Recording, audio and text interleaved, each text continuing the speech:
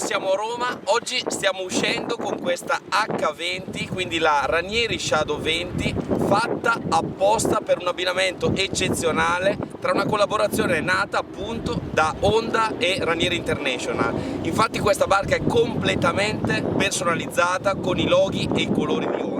Usciamo in mare quindi con l'ausilio di un pilota, quindi non mi toccherà guidare. Ivan alla guida di questa H20 motorizzata a 150 cavalli Honda, quindi un abbinamento perfetto per divertirsi in mare. Bene, ma con questo mare, questo caldo, la voglia di provare la barca continua a salire, quindi ho chiesto a Ivan di lasciarmi i comandi per provare le sensazioni di questo 50 cavalli e di questo abbinamento fantastico di H20 Ranieri fatta apposta per i concessionari Honda.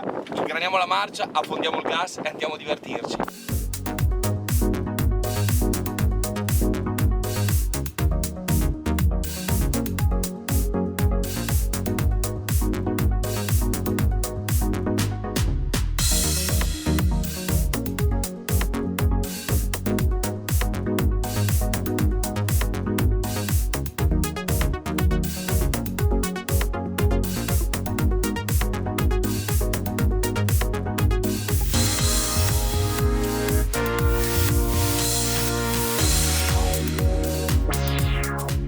Onda lunga, mare formato, un po' di vento, ma ci siamo un sacco divertiti. Sia io che Ivan alla guida ci siamo veramente divertiti mandando in planata questa H20 col suo bel 150 cavalli Honda. Motore silenziosissimo, super performante, un'accoppiata perfetta per una barca da 6 metri circa. Come sempre tutte le informazioni tecniche e commerciali le trovi nella descrizione del video, dove troverai anche tutte le nostre indicazioni per poterci contattare e prendere, perché no, un appuntamento presso la nostra sede, Barche Bellandi, sul lago di Garda, per venirla a vedere con i tuoi occhi e toccarla con mano, una barca come questa, e farla presto tua. Quindi da Ostia è tutto, buon vento e occhio sempre al meteo.